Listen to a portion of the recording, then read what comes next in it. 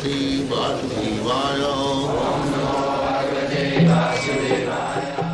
Vandeham Sri Guru Sri Juta Padakamalam.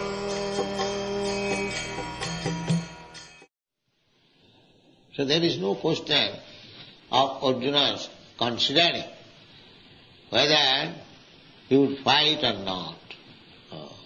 It is sanctioned by Krishna, so fight must be there.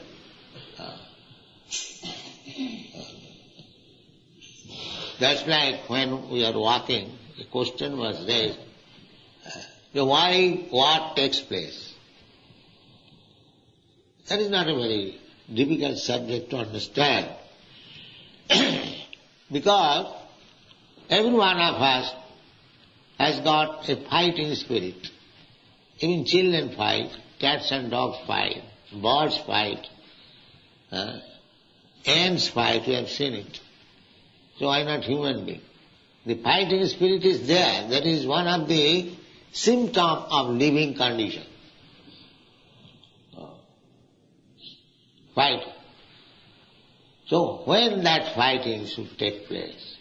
Of course, at the present moment, by the ambitious politicians, they fight. But fighting, according to Vedic civilization, fighting means dharma juddha, on religious principle. Not by whims of political ideas, ism. Just like now fighting is going on two political groups, the communist and the capitalist.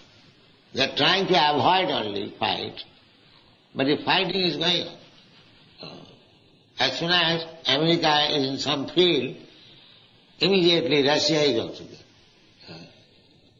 In the last fighting between India and Pakistan, as soon as President Nixon sent the 7th Fleet on the Indian Ocean, Bay of Bengal, almost in front of India, this was illegal. But very puffed up America, so sent the 7th Fleet, maybe to show sympathy with Pakistan, but immediately our Russian friend also appeared. Therefore, America had to come back. Otherwise, I think America would have attacked on behalf of Pakistan. So this is going on. Fighting you cannot stop. Many people they are thinking how to stop war. That is impossible. It is nonsense proposal. It cannot. Because the fighting spirit is there in everyone. That is a symptom of living in it. In children who has no politics, no enmity, they fight for 5 minutes against their friends. So, the fighting spirit is there. Now, how it should be utilized? Our Krishna consciousness movement is there. We say consciousness. We don't say stop fight or do this, do that, do that. No. Everything should be done in Krishna consciousness. That is our purpose. Nirbandha Krishna Sambandhe. Whatever you do, it must have some relationship with the satisfaction of Krishna.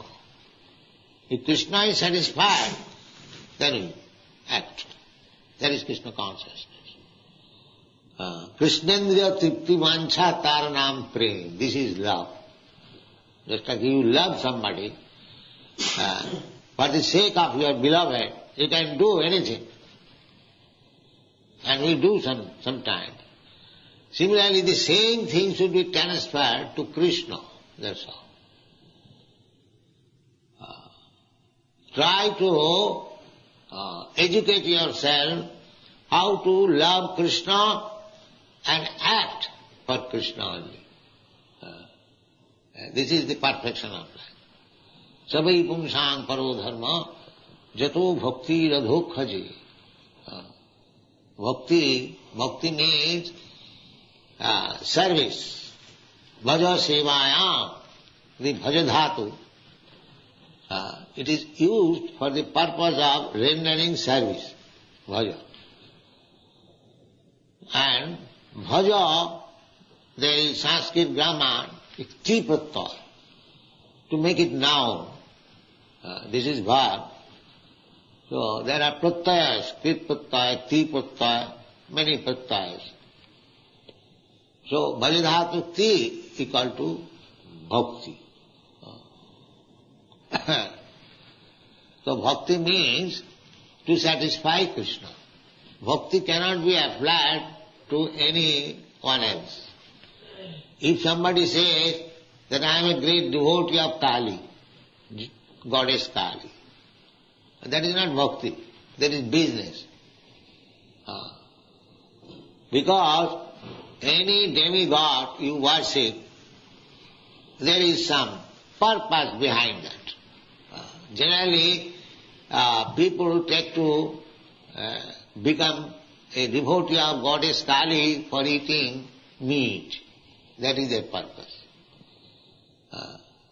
The Vedic culture, those who are meat eaters, they have been advised that don't eat meat purchased from the slaughterhouse or from the market. Actually, this system was never current anywhere, all over the world, that to maintain slaughterhouse.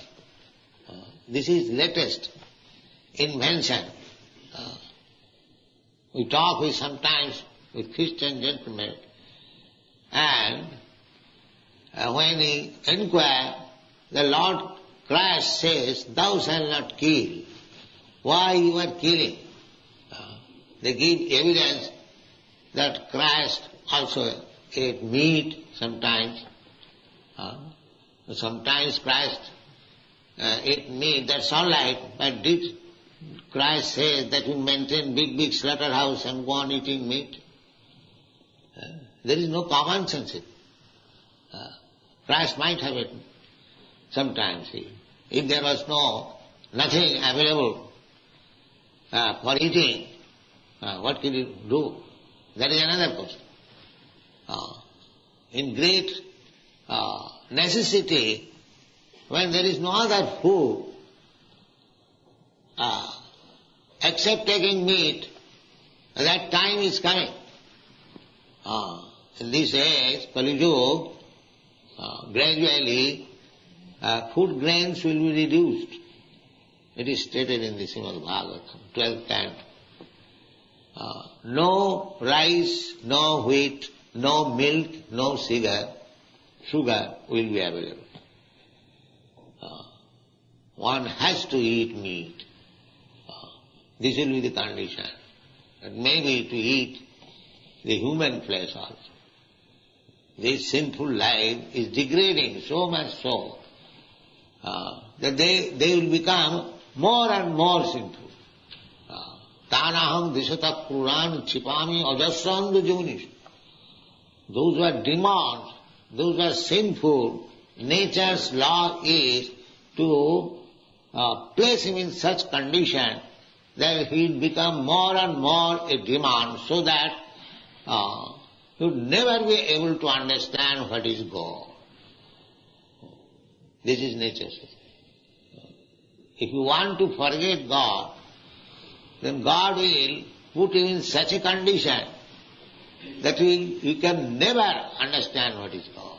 That is demonic life. That time is also coming. At the present moment, still a few men are interested. What is God? Artha arthati jigyasu jnani. But time is coming ahead when there will be no sense to understand God. That is the last stage of Kali Yuga, and at that time Kalki Avatar. Kalki Avatar will come. At that time there is no preaching of God consciousness, simply killing.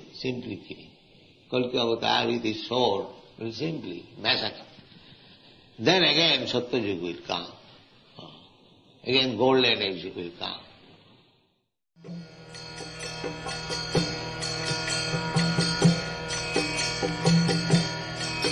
Hare Krishna, Krishna Krishna, Hare Hare, Hare Rama.